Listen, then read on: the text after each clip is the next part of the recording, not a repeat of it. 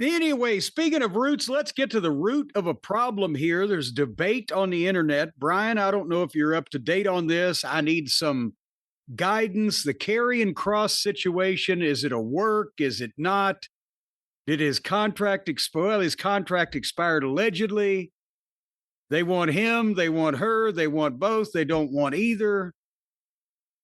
He's beating around the bush in some fashion and creating some attention and interest in this one way or the other. But I'm wondering why that they would want to, if this is all a carefully contrived work. Is he interesting enough or enough of a top guy if they gave him the push that it would be worth? Is he Brian Pillman all over again? These are my thoughts. Well, we have some audio we could play. He was on the Ariel Helwani show. Now that, in and of itself, made some people say, look, see, it's a work. Ariel Helwani has a very friendly relationship with WWE. Why else would he be booked on this show? And then he immediately came out on social media and said it's not a work. It's not anything like that. Paul Heyman had previously been on the Ariel Helwani show and put over Karrion Kross, saying that the groundswell of support, I'm paraphrasing, was akin to the way the support started for Steve Austin, is what Paul Heyman said. Well, Paul does have a flowery way of phrasing most everything, but I don't see that, but I think we're being a little grandiose. Go ahead. And again, he disappeared. They didn't renew his contract after he seemingly was getting more TV time on his own than he ever had before. The stable with him and Paul Ellering and the Authors of Pain was not exactly doing it. Everything since NXT has been off. Was finally connecting. Here he is talking with Ariel Helwani on the Ariel Helwani show. This is about this not being a work. People could talk about the unreals and all that stuff. I think there are certain questions that you shouldn't ask out of respect for what you do and what it's all about. I appreciate that.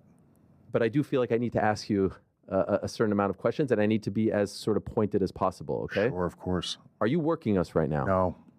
No. I'm not answering questions today as a character. This is legit. Yeah. This is Kevin. Yep. Okay. What you put out on your YouTube channel on Sunday evening, a riveting documentary that I urge everyone to see. You almost have about 800,000 views as of right now in 3 days. That's incredible. You said that your WWE... Well, actually, it cuts off right there. We'll pick up more audio here. What are your initial thoughts? Just the idea he's being asked if this is a work, and he's immediately saying no. Well, that would be what you would say if you were working somebody. Wouldn't it? See, that... God damn it. I don't, my head is spinning because of the world that wrestling is in these days. But again, if you're working somebody, the first thing you're going to do is deny that you're working them. So that in itself means nothing. And you would say, no, I'm here. I'm not in character now. I'm here as Kevin. That in itself means nothing.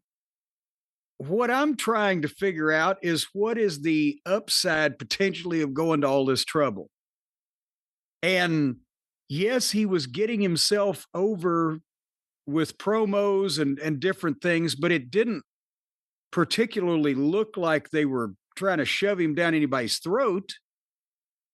And every time he has a big match with Sammy, he pretty much loses it. And they don't set the world on fire. And so and I've got thoughts about, is this a Jerry Lawler type of walkout because they fired the cat if they just didn't want Scarlett? And he said, well, I ain't going to take your offer. There's all kinds of things that and there's a rumor going out they didn't want Scarlett. And I don't really know what purpose Scarlett serves besides giving us something to look at while Karrion Kross is out there. Well, go ahead with your story. Yeah, well, it's not my story. It's his story, and it was told to Ariel Helwani. Well, and he's sticking to it. On the Ariel Helwani show. This is Karrion Kross talking about the contract that was presented to him. Well, I mean, truth of the matter is, you've already stated, my contract was up last week. I never actually received a contract, like an offer, until last week. So... Do you remember what day? So your contract expired August 10th, which I do believe was Sunday. Yeah. I think it was Tuesday off the top of my head. Okay. I got the offer. I wanted to know how they came to the valuation of that offer. Just wanted, like some information, some metrics, some analytics that's supporting to, hey, this is how we got here. When I inquired about that, they were unwilling to provide that information and told me I had 24 hours to agree to the offer or they were rescinding it. So, the next day we talk. I ask if they have the information. They don't. And I said, I can't make an informed decision without the information. And I'd like to keep the dialogue open. Well, let me stop it there. What are the analytics exactly? I mean, do they have analytics now? Is that a thing that they have they have to show anybody? Where like I never realized he was Canadian. He must be Canadian, right? That accent. I don't know. I don't know. I gotta look into it. I thought he was from Queens. Look into that. Well, maybe he's from Long Island and he's just hoity-toity. But nevertheless, the metrics, point is... No, there could be real metrics. For instance, I mean, assuming it's everything, merch. How much merch am I selling? How valuable am I when it comes to that in terms of if he's moving any numbers? I don't know if they present that to people. I mean, that's another issue altogether. Well, I mean, you're allowed to, you're allowed to check into your merchandise sales, but I'm not talking about that. It's all bullshit. The only thing you ought to be asking is, because this is the way that they used to do it, offer him what the other guys in the spot that we've got for him on the card are making. Because, that's about it. I mean, unless you're Steve Austin or some major superstar where you have a track record of look at the business this pay-per-view did or this series of live events did when I was on top. Again, what metrics can they have for Karrion Kross, who's just been on the card, that was going to do, and this is not even disrespectful to him because there's a lot of talented people on the cards that how would you quantify that? Because the house and the ticket sales and the rating would have been the same either way, whether they were there or not, except when you get to the top guys. And he hasn't been there yet, so he has no track record. So how would they have analytics? Yeah, all the shows that you've been on and Cena was in the main event of, they've done great. So let's give you a raise. How does that work? I'm not sure, but to answer your question from earlier, here's Ariel Helwani talking to Karrion Kross, or the former Karrion Kross, about Scarlett. When they made that offer, was it for the two of you? Nothing. She had nothing. There was no offer to her. Nothing? No. I was told at one point, because I did inquire, of course. Yeah. After we deal with you, we'll deal with her. Do you think that they were going to get to her? Like once they were probably hoping you'd say yes, do you think they were going to get to her? Or do you think there was a chance that she was not going to be brought back regardless? I don't know. Wow. But I don't see why we just could not have done things the way we did them before, Well, that's that clip right there. What do you think? Those words have been said quite often. I don't know why we could have just done the things the way we did it before. I mean, and again, we weren't in the room. We're not in a conversation. We're speculating on what we're being told. But from, again, just experience in the office, maybe somebody's saying, they probably, they had contracts that were signed for the same terms or for the same term length of time, I should say, at the same time. So they kind of were together, and maybe they want to sign him for a longer period of time than they wanted to sign her. Maybe they don't really want to sign her at all. Maybe it just, they want to do something different with him. Who knows what the fuck? But do they have to say that? I mean, that's how you break up a marriage. We signed him. We'll deal with her after you. By the way, we're not going to deal with her. Well, I love the way, I wonder if it was really fucking phrased that way. We'll deal with her as soon as we finish dealing with you. It's like after we finish dusting you off, motherfucker. I mean, again, this is his side of the story. Is he saying, well, where's her contract? Well, we don't want her. Well, when you send her one, I'll look. I mean, who knows? Who knows? But I think that he's doing a wonderful job of calling attention to this, but I don't know why. And I've been fooled here recently They'll go to any lengths, but why for him? I don't see it, him or them or this as an attraction that can be made with a payoff that is commensurate with the effort to go into working the boys about a mid-card guy's contract. But I mean, maybe they just got a lot more employees up there, so they got a lot more people to have things to do. And what do you think about the idea that it's a work? It seems like the only thing they'd be promoting is if he made a surprise appearance somewhere else.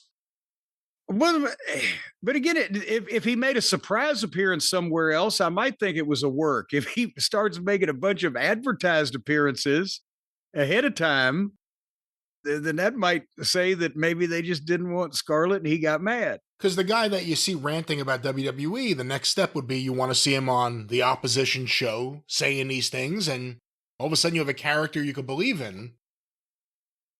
But we haven't really known for a while what's going on with his creative and his booking. And remember, after WrestleMania, literally right after WrestleMania, he did a promo online. I mean, they're all online at this point, saying that this isn't Karrion Kross, this is Killer Kross. And everyone was buzzing about it. It was a really good promo. Yeah. Scarlett sat there.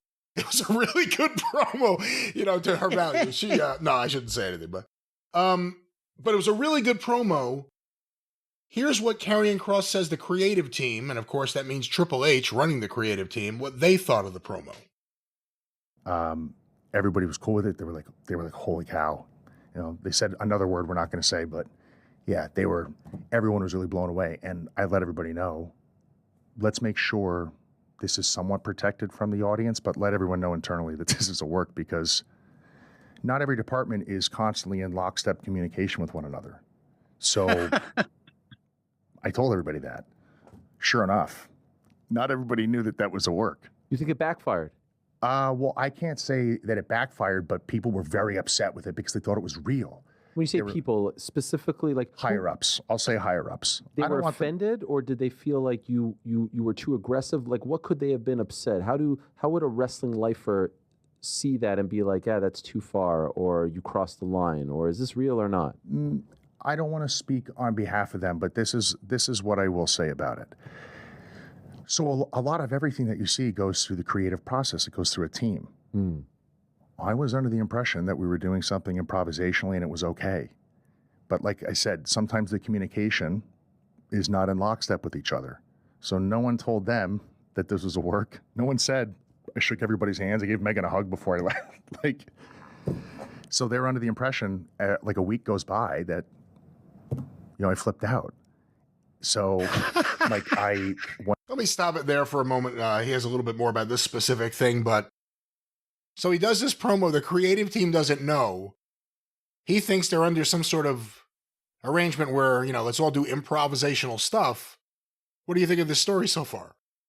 Well, the one comment that Ariel Helwani made there was, well, what do the wrestling lifers think? Were they upset? I think probably the wrestling lifers, because I'm one, the first thing I would have said when I heard that, if I didn't know anything about the genesis of it, what he was supposed to say or told to say, whatever, I would go to whoever did know and say, was that a work? I wouldn't just, because I would, to be quite honest with you, I thought that it was from the beginning, because when we saw him again, that was either his goddamn notice on the air, or they told him to say it to get attention, or let him say it to get attention. So I think he's talking about hires up. So we're not talking about just the average greenhorns in the locker room. We're talking about Triple H and Bruce Pritchard and Koski. Well, but no, I'm thinking Triple H, if nobody told Triple H he was going to say things like that, then Triple H would have probably fired the guy that said it was okay, but then didn't tell him. It wouldn't have been the heat on Kross. And Bruce would have been like, what the fuck? But Bruce probably didn't like it, because he doesn't like anything that approaches a shoot of any kind. But I'm thinking it had to be the writing staff that was offended, not the wrestling people, but the writing people, that from the way that he phrased that, because it was primarily them that would have been offended by everything that he said. But no, if you have been in the business very long at all, in the actual wrestling business, you would have either said he's working, or you would have gone to the ultimate authority that would know whether or not that he'd just had a goddamn mental breakdown, or whether somebody said it was okay to say that. What do you before think? You formed an opinion? Before we continue on with this specific question and anything else here, what do you think right now? After hearing what you've heard, do you think it's a work? I'm not saying it might not turn into one eventually if everybody just calms down and starts talking again. But I think it's, again, a very odd work to use it on this guy. And it's probably from some ill feeling about they didn't want Scarlett, or they didn't want Scarlett as long, or they wanted to make sure they had Kross before they signed. What would happen if they gave them both a contract and Scarlett signed hers, Kross didn't sign his? And what the fuck? I mean, any of these things can be going on. I'm sure the other side has some points, but it's an odd work at this point. You know, there are so many couples now in wrestling, I mean, everywhere, that you don't really hear too much about that idea. That may be more of an idea of the past, where it was a commodity to have a woman on the show. The idea of it's a package deal. If you want my girl, and I hate to put it that way, but if you want my wife, whatever it is, you got to book me. And the same thing the other way. She comes with me. Yeah, or Sable and Mero. You know, you got to have him to get her.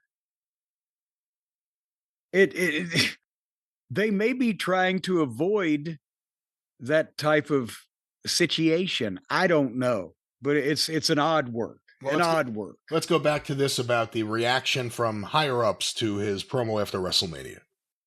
One day I waited for Hunter outside the production meeting, once it was actually brought to my attention that he was not okay with it, and I explained everything to him. No one told him anything. So as far as I know, at that point we were good, but everyone was under the impression, a lot of people, like I just lost my mind. I was just trying to do my job. Well, hold on. There you go. Because if he had to pull Triple H aside and say, well, hey, you know, then I want to know who cleared it and what the conversation was with Triple H and them, is what I want to know. That's my job that day, was to make people believe like any other day. And yeah. Do you think it's possible that they thought that you were going into business for yourself, or maybe trying to take away from WrestleMania because you weren't a part of the... Oh, that's where that clip ends here. Again, this is all from the Ariel Helwani show.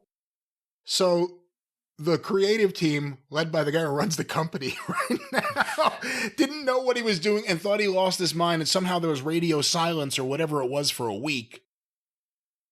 Again, if you're the booker, I mean, how does it break? See, I don't know about that either, though, because if I was Triple H and I was in any way upset about what he said, I would have got to the root of it before I left the building. I would have either talked to who was producing the segment, or I would have gone to the guy himself, and probably the producer, because it'd be quicker and get a straighter answer.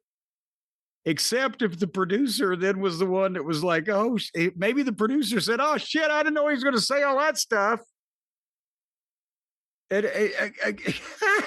Well, again, he does this promo. But that's the problem with having all these different shows and pregame shows and postgame shows and internet shows and this and that. They've got all these different crews and all these different producers going through all this stuff. And did somebody overstep their authority to bless that? Potentially, Well, he talks a little bit here. Let's play this for a moment. Because remember, they put him in this feud with Sami Zayn, which started where like they had these backstage confrontations where he was telling Sami that he had the, you know, I guess for lack of a better term, let the heel out if he really wants to get the world title. And then they had these matches that felt like they were building towards him winning something. And he lost every single match. And he was still trying to get Sami to commit an evil deed, which Sami never did.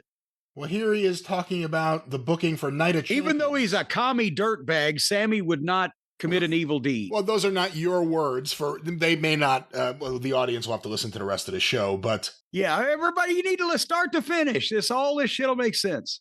Jim, here is Karrion Kross, the former Karrion Kross. I don't know what it is, talking about how he got booked for that show, Night of Champions, against Sami Zayn in Saudi Arabia. Can you tell us about that? I really only kind of want to say what I said in the documentary, which was essentially Ron had pulled me aside and talked to me, and he basically, he knows what's going on with me. He's been in my corner. He's always been in my corner. I've always been in his. Ron's somebody I've always gotten along with. We have mutual friends. Shout out to Conan. Yeah, I love that dude. Who is Ron? I'm not sure. Ron Killings, maybe? Are there any other Rons on the roster? What happened to his push? I was about to say, wait a minute. I forgot. He was supposed to be a big star. Jesus Christ, what they did. Another casualty of the Cena turn. Ron Killings. Well, let's go back to this. Night of Champions was a little rough because one of my relatives, my Uncle Chris, had passed away a little bit before Night of Champions. And the process of developing a service for him was taking a little bit.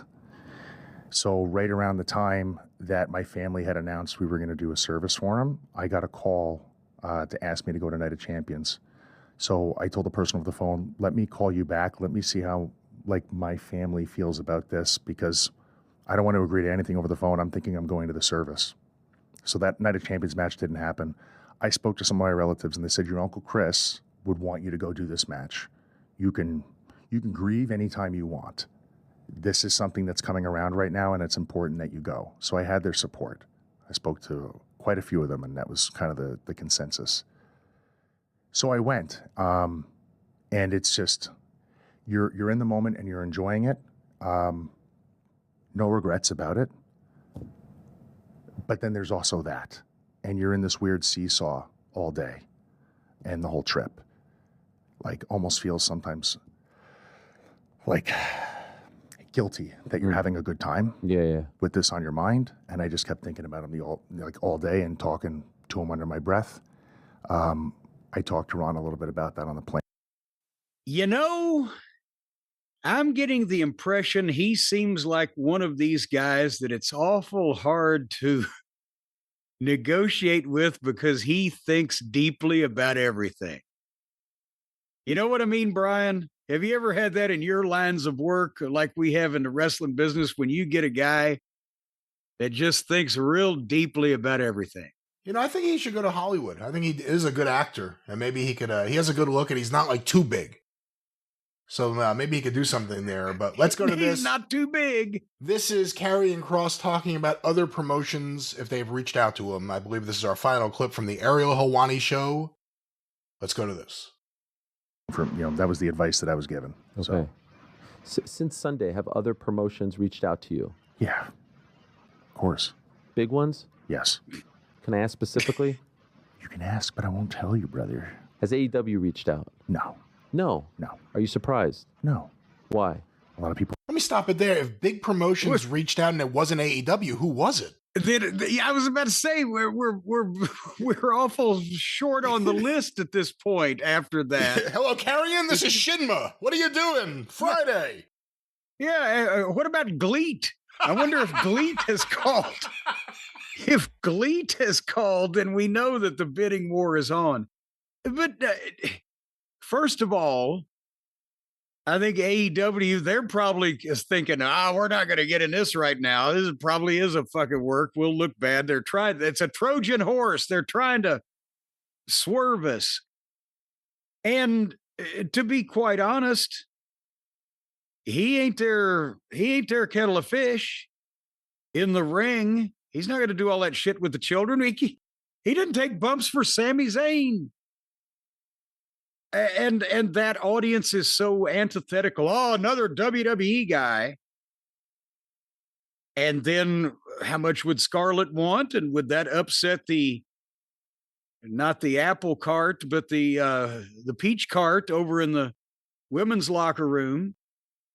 And there may be people there who were there in TNA who they have issues with, which would be a whole nother thing. And again, I'm I forgot about the family of Don. Well, let's go. There. Let's go.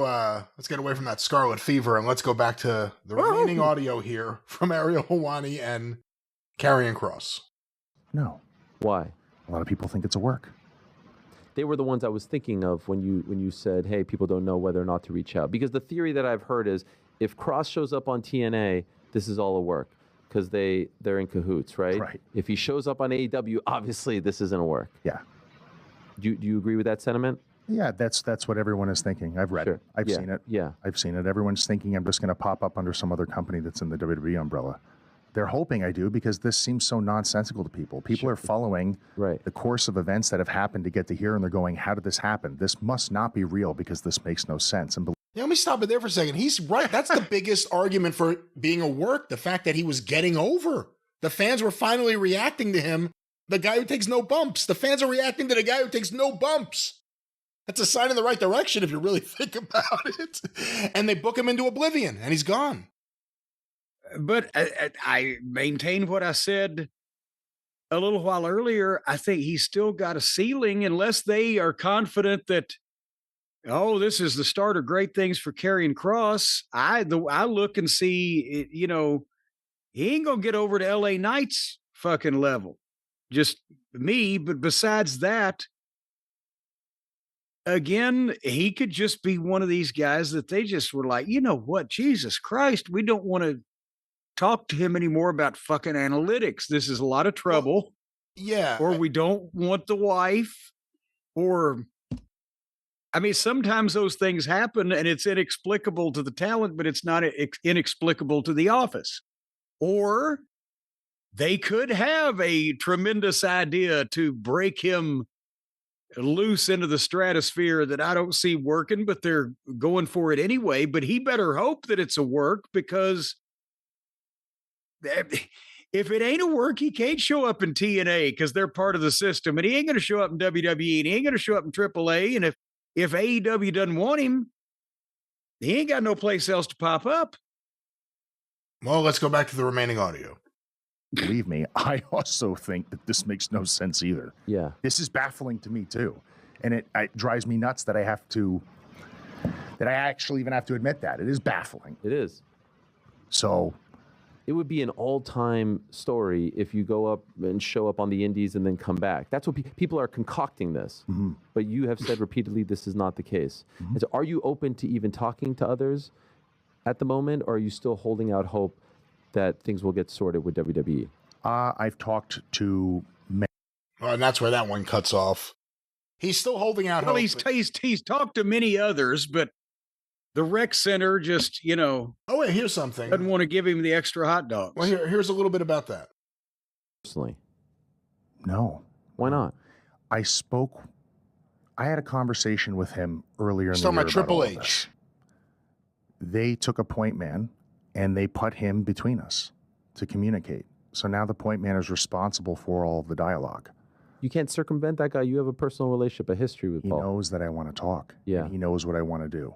He knows. Are you tempted to send him a text? I don't know what I would send him, because that guy who they put in front of them to talk to me is telling me that everything is coming from them. Got it. I've made it very, very clear that I want to keep the lanes of communication and dialogue open. It's a very weird situation. Yeah. It's weird, dude. I get it. So I've conveyed everything. There's really this is the way forward. Everyone just needs to stop being weird. In life. Well, let's stop it there. See, he's starting to convince me this is real. Because here's the thing. He is astonished. And he's a very good actor, but still he sounds genuinely astonished. Why can't I talk to Triple H while this point man? Because it sounds to me like that Triple H he's not high on Triple H's priority list. And Triple H has given Joe Schmidlap the job of, look, get this guy under a fucking deal like we talked about, or let him loose, one or the other. I ain't got time. And Kross can't understand it because it's him. And he don't want to think that, well, Triple H just don't give a shit and he ain't got time for me. I'm not The Rock. I'm not Cena. I'm not whatever. Well, there it is. There's another quote where he talks about how much it means to him that Paul Heyman has been so publicly supportive of everything. So obviously he has supporters that are part of the creative team, and Triple H was a supporter. And what would an athlete be without his supporter? Well, there you go. It's an interesting scenario, the idea that he just left and he's immediately did this very, very public promo. Do you think this scares off someone from signing him? Well, I don't know that there's a ton of fucking people that need scared right now. Again, we just went through who's it going to be for anything meaningful.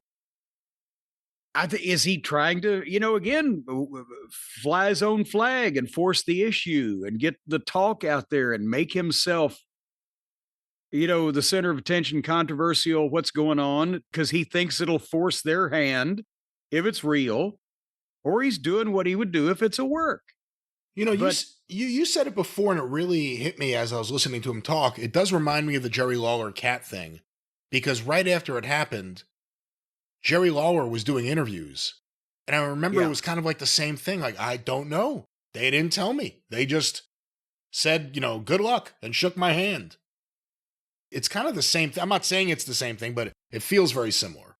Well, and that's the thing is that, he may be trying to press this issue on his own because he can't understand it that, well, why all of a sudden? And if it's real, then somebody on the creative team or somebody in the office has said, for whatever reason, we don't want one, we don't want the other, we don't want both of them together, or they're a pain in my ass for some reason. Either deal with this guy or let him go. And if Triple H is not, again, if they have big plans for the guy enough to do a big worked angle like this, then it just seems odd that he would throw in that he's got a middleman. He's not talking to Triple H. That seems like an odd detail, because you would want to think, well, Triple H is trying to talk me into it, but something like that, rather than, no, they're treating me like a fucking flunky. Well, that's the other thing. I used to hear that with Vince all the time. Like, Vince likes me. Vince isn't the problem. It's these people in between Vince and me. They're the ones letting me go. Yeah. But it's like, Laurinaitis can't let you go unless Vince says it's okay. It's not just him doing it willy-nilly. And that sounds a little bit like what's going on here if this is all not a work also. But we shall see. Nevertheless, we will keep on top of that. We will keep, who are you going to put on the Kross beat, the Karrion Kross beat this week? Does Sharknado have anything to do? He's plenty busy, and we'll find out what's going on. I'll see if Kippelman has any time for the, whatever the hell it is we're talking about here. But yes. Well, you know what? Just make sure they all get a good night's sleep, Brian. I mean, I don't know how I'm going to do that, but what do you have? Well, I know how you can do it, because we can tell the folks right now how you can do it. Everybody knows how you can get a good night's sleep, wake up refreshed with no grogginess, and that's with our friends over at Beam and their amazing, fantastic, wonderful Beam's Dream Powder. You just get some of the Dream Powder and you mix it up and you drink it down. It's an all-natural sleep blend with science-backed ingredients.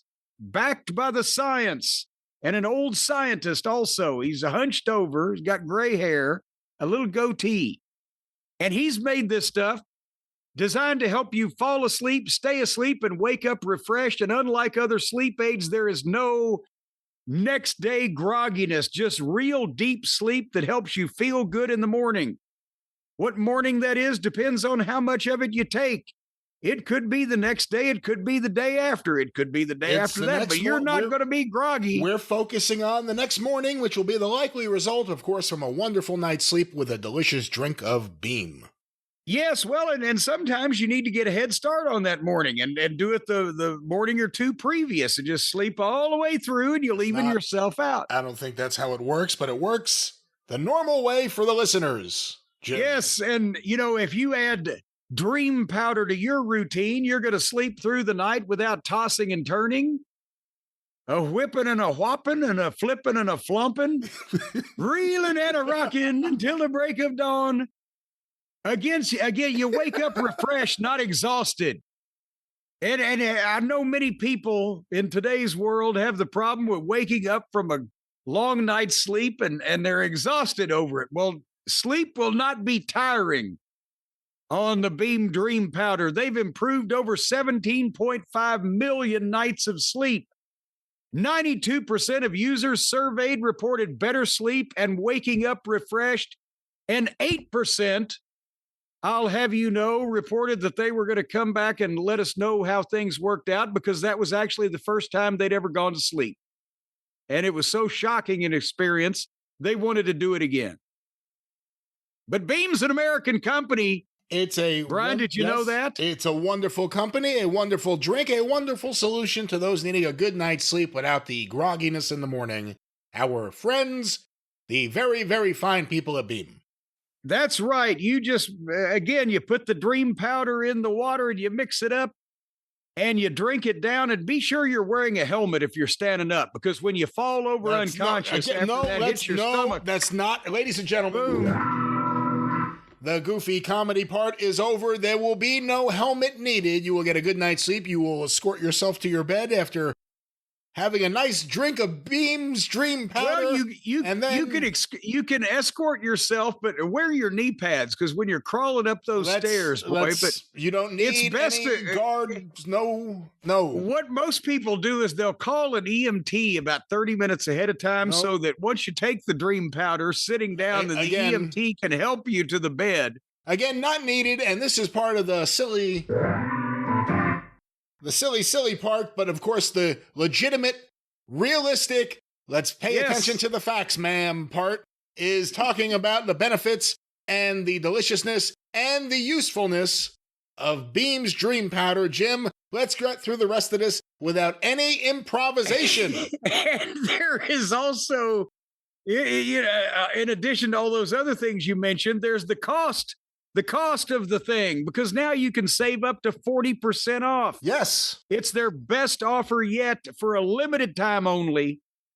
Beam is giving our listeners, that's you out there in Beamland, up to 40% off. You go to Shop Beam, BEAM, shopbeam.com/JCE. Use the code JCE at checkout. You're going to get up to 40% off on the fabulous, the wonderful, the well-working, science-backed, American-made Beam Dream Powder that will help you sleep like a baby rocking in a cradle all night long and well into the next day if you play your cards right.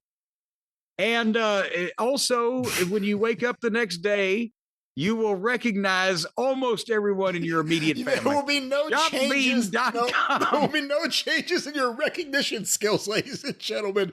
But you can recognize a good deal, and that's what we're delivering to you, a good deal from Beam. Jim, I understand you were about to say the actual link. Yes, the actual link, shopbeam.com/JCE. Use the code JCE for up to 40% off, and don't worry, you'll remember what Aunt Fanny looks like, but Uncle Chester, he's kind of plain anyway. Anybody can forget about him. Don't worry, sleep happy with Beam. Oh, you know what? Somebody ought to write that and make it a song. Don't worry, sleep happy. Well, I don't know if we could steal that, but again, you could steal a good night's sleep anytime you want with Beam. And yes, this is your show. Yeah. Uh-huh.